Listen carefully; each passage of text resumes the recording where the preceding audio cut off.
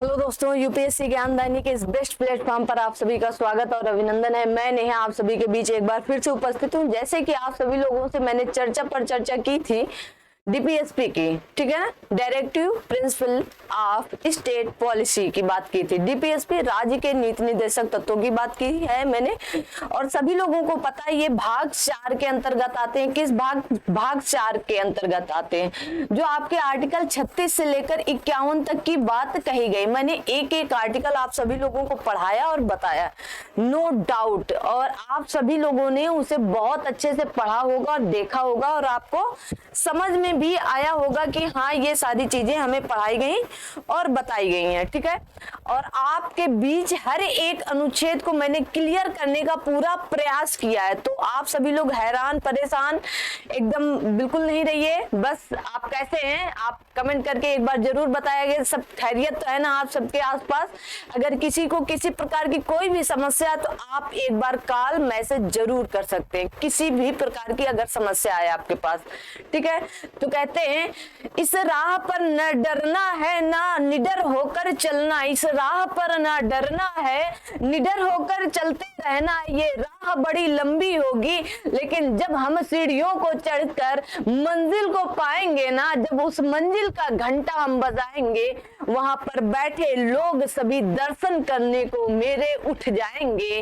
आइए शुरुआत करते हैं। बहुत बड़ी बात है कि आप जब मंदिर पर चढ़ते हैं ना, घंटा बजाते हैं, आप ईश्वर के दर्शन करते हैं, और जब आप सफलता की सीढ़ी चढ़ करके आप अपनी सफलता का घंटा बजाते हैं ना, तो आपके लोग दर्शन करना चाहते हैं।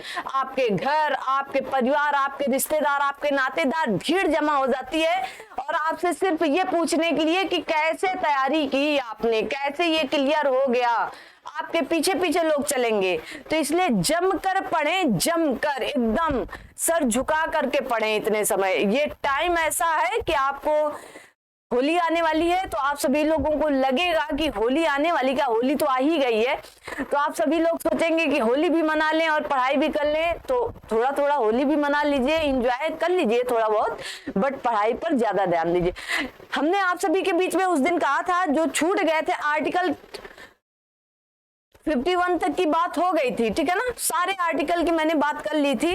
आज आपको बीच में रखा जाएगा कि राज्य के नीति निर्देशक तत्वों का वर्गीकरण कैसे है, क्योंकि राज्य के नीति निर्देशक तत्वों को 3 भागों में बांटा गया। देखिए सबसे बड़ी बात तो इसमें गांधीवाद छुपा है, दूसरी बात इसमें समाजवाद, और सबसे पहले इसे कहा गया था कि लोक कल्याण के लिए सामाजिक, आर्थिक और लोकतांत्रिक होगा। आपकी उद्देशिका के बाद दूसरे नंबर पर राज्य के नीति निर्देशक तत्वों में ये बात कही गई है, ठीक है ना, ध्यान से पढ़ेंगे। और कहा गया उदारवादी, बौद्धिक या उदारवादी। तो आर्टिकल आप 40 जानते हैं, आर्टिकल 40 आपको चीख चीख के कहता है, क्या कहता है? आर्टिकल 40 आपका ग्राम पंचायत से संबंधित है। किससे? ग्राम पंचायत से संबंधित है। जो किसका होगा? तो आप कहेंगे आर्टिकल 40 गांधीवाद से संबंधित है। फिर उसके बाद 43 कहा गया है। आर्टिकल 43 में क्या कहा गया? तो आर्टिकल 43 वही वाला है कि बेकारी मजदूरी, मतलब इतनी मजदूरी दो कि उनको रोटी कपड़ा मकान के लिए काम चलता रहे। आर्टिकल 43 खा में, ठीक है, आर्टिकल 43 खा में ये बात कही गई। 43 में ही कह सकते हैं, 43 खा भी कह सकते हैं। और आर्टिकल 43 खा तो वही था ना, सहकारी वाला, ठीक है। 43 खा सहकारी प्रबंधों से संबंधित था। आर्टिकल 46 क्या कहता है? आर्टिकल 46 आपका कहता है कि SC ST को उत्थान पर ले चले, SC ST को उत्थान पर ले चले। उत्थान का मतलब ऊपर उठाएं, ऊपर की ओर उठाएं, ठीक है ना, उठाएं, ताकि ये भी हमारे बराबर आए और हमसे आंख से आंख मिला करके बात करे SC ST। आर्टिकल 47 में क्या बात कही गई? कोई बता सकता है क्या? आर्टिकल 47 में कहा गया है आपको पोषक आहार, आपको शराब बंदी कर देनी चाहिए, नशीली दवाओं को बंद कर देना चाहिए और पोषक आहार पर ज्यादा ध्यान दें। आर्टिकल 48 किससे संबंधित है? तो अब आप जब पोषक आहार ले रहे हैं तो जाहिर सी बात है आर्टिकल 48 किससे संबंधित होगा? जल्दी से बताएं। आर्टिकल 48 किससे संबंधित होगा? कौन बताएगा? तो आप कहेंगे कृषि पशुपालन संगठन से। किससे? कृषि से प्लस पशुपालन से, किससे होगा? कृषि और पशुपालन से संबंधित होगा। जो आप ये आर्टिकल कौन है? तो ये कहेंगे गांधीवाद है। क्या है? गांधीवाद है। समाजवादी, जो समाज में रहने के लिए एकदम आर्टिकल लागू हो। आर्टिकल 38, 39, 39 का 41, 42, 43, देखिए 43 था यहाँ पर 43 है, 43 का है और 47 है, यहाँ पर भी 47 था। ठीक है, उसके बाद उदारवाद 44, 45, 48 पर्यावरण से। 49 आपका किससे संबंधित होगा? तो आप कहेंगे 49 आपको वही राष्ट्रीय स्मारक वगैरह सब याद रखने। 50 में 50-50 कार्यपालिका न्यायपालिका। 51 में आप सभी को पता है कि अंतरराष्ट्रीय शांति चाहिए। क्या चाहिए? अंतरराष्ट्रीय शांति चाहिए। ठीक है, चलिए उसके बाद देखिए दो आर्टिकल कहा गया, आर्टिकल 43 और 47 गांधीवाद और समाजवादी दोनों के अंतर्गत है। देखिए आपने देखा ना, ठीक है। आर्टिकल 48 गांधीवाद और उदारवादी दोनों के अंतर्गत आते हैं, ये भी आपने देख लिया। देखिए यहाँ पर 48 है और यहाँ पर भी 48 है। ठीक है, दोनों के आते हैं।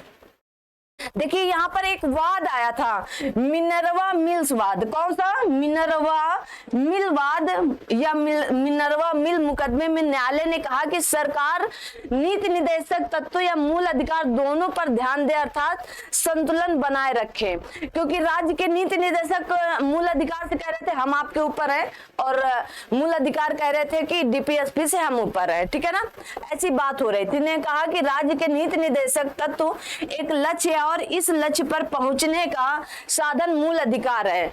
मूल अधिकार पर नीति निर्देशक तत्वों का प्रधानता नहीं दी जा सकती। कहा गया कि मूल अधिकारों पर नीति निर्देशक तत्वों की प्रधानता नहीं दी जा सकती। फिर इनकी बात कही गई कि दोनों एक समान है, मतलब समान है, वो अपनी जगह अच्छे हैं, वो अपनी जगह अच्छे हैं। ठीक है ना, डाउट नहीं रखना है, यहाँ पर एकदम क्लियर होते हुए चलें। ठीक है ना, देखिए इनमें क्या क्या अंतर दिया गया है। सबसे पहले अंतर तो ये यूएसए से लिए गए मूल अधिकार, यूएसए से लिए गए हैं। कहां से? यूएसए से। और ये आयरलैंड से लिए गए आपके डीपीएसपी। ये भाग 3 के अंतर्गत आते हैं, ये भाग 4 के अंतर्गत आते हैं। इतना तो आप जान ही रहे। ये नैसर्गिक है, ये क्या है? नैसर्गिक है, जन्म मिलते ही या जन्म होते ही मिल जाते हैं तथा जन्म से ही मिल जाता है। ठीक है, ये नैसर्गिक अधिकार नहीं होता है, सरकार इसे लागू करने के लिए बाध्य नहीं है। ये देखिए कहां पर, कहीं कहीं पर अभी समान नागरिक संहिता अभी लागू ही नहीं, या समान सिविल संहिता अभी कहां राज्य में लागू। तो ये नैसर्गिक नहीं है, इन्हें राज्य पर छोड़ा गया। राज्य सरकार या सरकार इसे लागू करने के लिए बाध्य नहीं है, कोई बाध्यता नहीं है। अगर आप उस पर पहुंच चुके हैं कि ऐसे स्टेज पर पहुंच चुके हैं कि अब आपको लगाने की जरूरत हो तो ही आप लगाइए। ये राज्य को कुछ करने के लिए कहते हैं, डीपीएसपी क्या कहते हैं? राज्य को कुछ करने के लिए प्रोत्साहित करते हैं, बस इतना। ये न्यायालय द्वारा परिवर्तनीय तथा वाद्य योग है। अगर आर्टिकल 17 का आपने उल्लंघन किया, किसी के साथ छुआछूत का भेदभाव किया, तो सीधा सुप्रीम कोर्ट जा सकता है, न्यायालय जा करके परिवर्तनीय कर सकता है, आपके मूल अधिकारों का अल्पीकरण कर सकता है। ठीक है ना, यहाँ कहा गया ये न्यायालय द्वारा परिवर्तनीय तथा वाद योग्य नहीं है। बस आपको टुकुर टुकुर देखते रहना है। कैसे? टुकुर टुकुर देखते रहना है। अगर मान लीजिएगा कि आपके लिए मान लो जैसे कहा गया सामान्य कार्य के लिए समान वेतन, अगर आपको समान वेतन नहीं मिल रहा है, आप क्या कर सकते हो? आप कहीं कुछ जा नहीं सकते हो, आप टुकुर टुकुर देखते रहो, अपने मन में भड़ास जो है उसको निकालते रहो, बाहर कर दो, बस। और कुछ नहीं कर सकते हो आप, और कुछ नहीं कर सकते हो, बस इतना ही है। यह सरकार की शक्तियों को घटा देता है, अर्थात इसकी जो प्रवृत्ति या प्रकृति कैसी है, प्रकृति कैसी है इसकी, तो ये निगेटिव है। ठीक है, कैसी है? निगेटिव। यह सरकार के अधिकार को बढ़ा देता है, अर्थात धनात्मक है। कैसी? धनात्मक है। ठीक है ना, इसमें रोक लगाया जाता है और इसमें कुछ करने के लिए कहा जाता है। मैंने पहले बताया डीपीएसपी कैसे? सकारात्मक है, ये राज्य को कुछ करने के लिए कहते हैं। ठीक है, और मूल अधिकार कैसे? नकारात्मक है, ये घटाते हैं। इसके पीछे कानूनी मान्यता प्राप्त है, आप कानून का साथ ले सकते हो। इसके पीछे राजनीतिक मान्यता प्राप्त है। ठीक है, ये निलंबित हो सकता है। आर्टिकल 20 और 21 को छोड़ करके ये सारे के सारे निलंबित हो सकते हैं, यह निलंबित नहीं हो सकता है। डीपीएसपी है, क्यों निलंबित निलंबित होंगे, कोई थोपा थोड़ी ना गया है। यह व्यक्ति के भलाई के लिए, यह समाज में भलाई के लिए, देखिए कितने बड़े बड़े अंतर है। यह व्यक्ति की भलाई के लिए है। व्यक्ति अपने अनुसार कहाँ, सुप्रीम कोर्ट, हाई कोर्ट जा सकता है। कहां पर? सुप्रीम कोर्ट और हाई कोर्ट जा सकता है, ठीक है ना। आज सुप्रीम कोर्ट जाएगा आर्टिकल 32 के तहत और हाई कोर्ट जाएगा आर्टिकल 226 के तहत, अगर उसके मूल अधिकारों का हनन हो रहा है तो।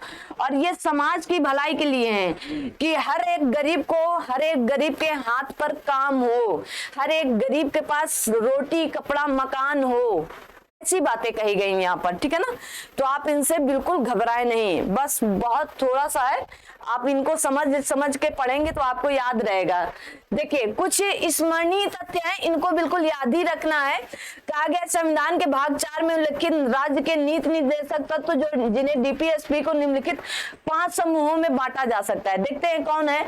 आर्थिक न्याय संबंधित निदेशक तत्व, सामाजिक न्याय संबंधित निदेशक तत्व, राजनीतिक न्याय संबंधित निदेशक तत्व। ये तो आर्थिक, सामाजिक, राजनीतिक और पर्यावरण संबंधित निदेशक तत्व आपको पर्यावरण 48 का के अंतर्गत दिया गया है। आर्टिकल 48 का कि ये राज्य का दायित्व है, क्योंकि आगे आपको डीपी फंडामेंटल ड्यूटीज में भी दिया गया है ना, इसलिए। अंतरराष्ट्रीय शांति और सुरक्षा निदेशक तत्व ये 5 भागों में बांटे गए हैं।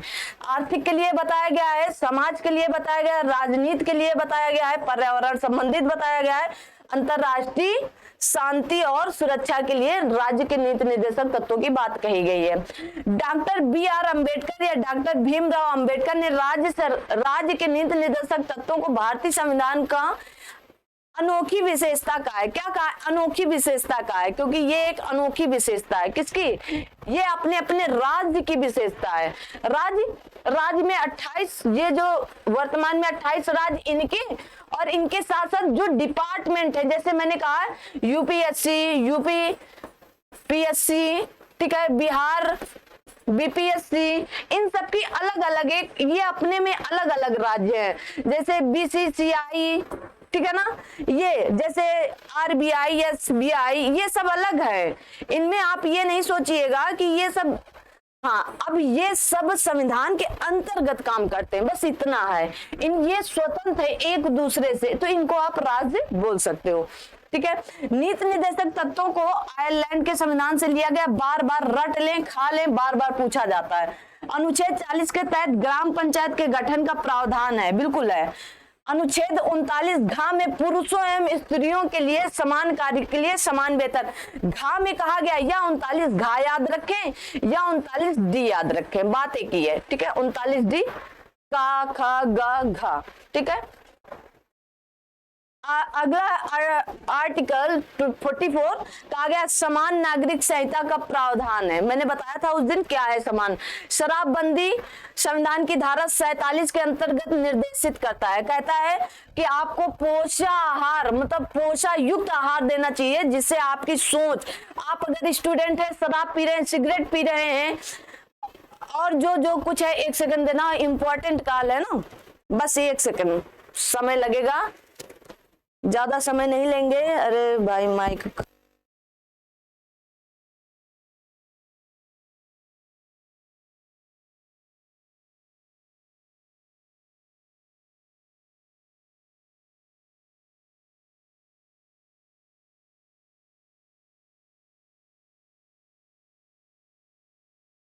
हाँ देखिए, अनुच्छेद 47 में शराबबंदी की बात कही गई।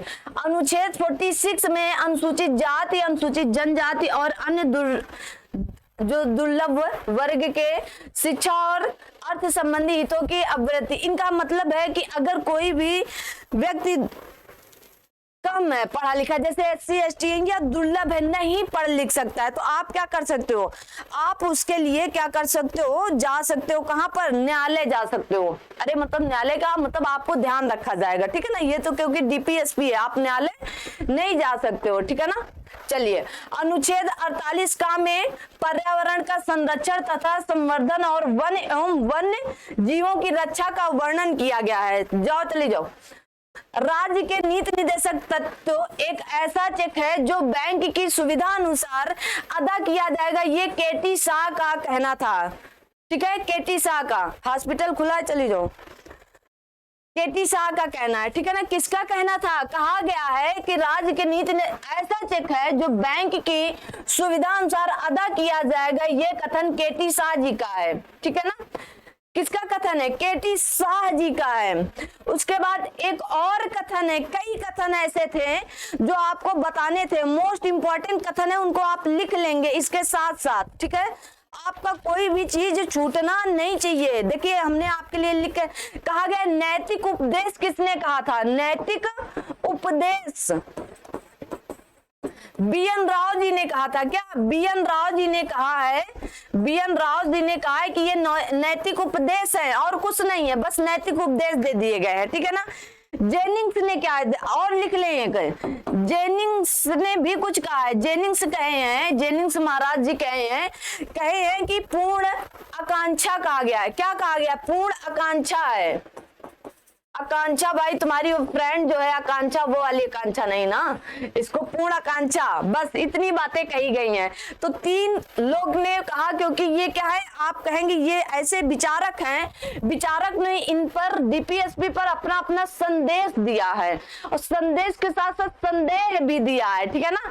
तो देखिए केटी शाह ने कहा कि ऐसा चेक है जो सुविधा अनुसार अदा किया जाएगा, जिन राज्यों का लगेगा कि ये लगाना है तो वो शुरू कर देंगे सुविधा अनुसार। मतलब अब लगेगा कि अब ठीक ठाक है तो चलिए, जैसे गोवा में कि समान नागरिक सिविल संहिता है या समान सिविल संहिता है, चलिए यूपी में भी लग जाएगा जब यहाँ की स्थितियां परिस्थितियां हो जाएंगी अनुकूल ना।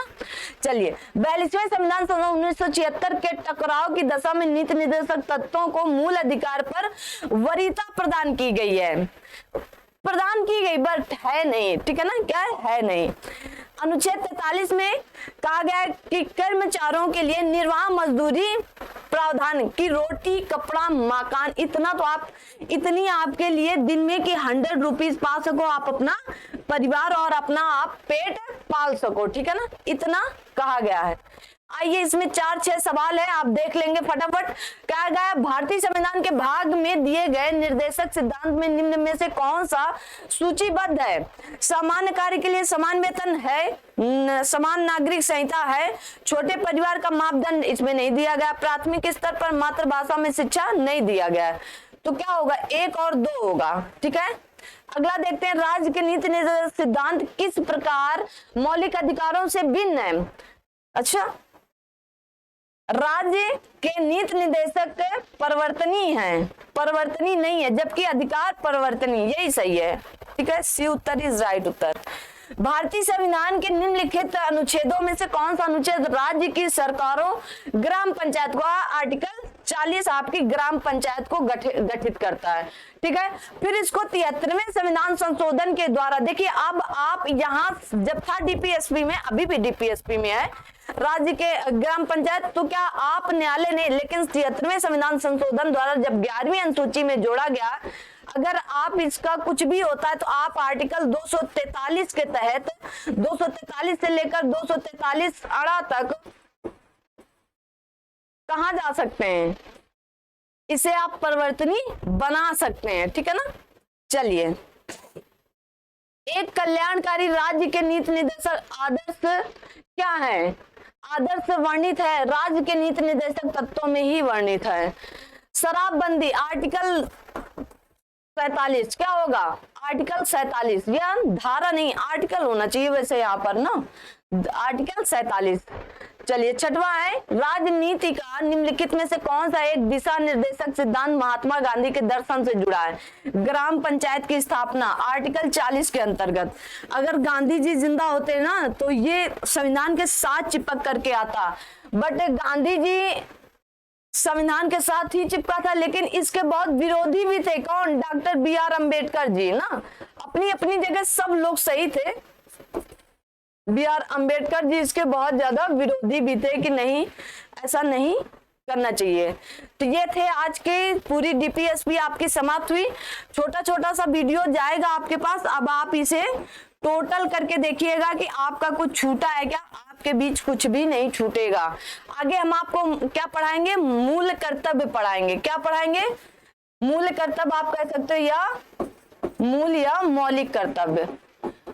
ठीक है। अगला वीडियो आपको क्या मिलेगा, मूल कर्तव्य, मौलिक कर्तव्य का, जो आर्टिकल 51 का के अंतर्गत और भाग 4 का के अंतर्गत जोड़ा गया है। ठीक है ना, जोड़ा गया है, क्योंकि मूल संविधान में इसकी बात नहीं कही गई। तो आर्टिकल आगे मिलते हैं मूल कर्तव्य वाले में, और इसको भी बहुत ज्यादा लंबा नहीं घसीटेंगे हम लोग, 15 मिनट में अच्छे से आपको बता दिया जाएगा। ठीक है, बहुत अच्छे से। यहाँ से प्रश्न अक्सर आते हैं, अभी यूपी पीसीएस में पूछा गया था, यूपी पीसीएस 2022 में ये इससे सवाल आया था, तो इसको नकार नहीं सकते हैं इसके, बल्कि आपको 11 बताते हैं जब इसको आगे पढ़ाएंगे। चलिए, तो आज के लिए इतना ही रखते हैं, आगे आपको इसमें पढ़ाते हैं क्या, मूल कर्तव्य। ठीक है, थैंक यू सो मच, मिलते हैं अगली क्लास में, तब तक के लिए थैंक यू सो मच। जय हिंद, जय भारत।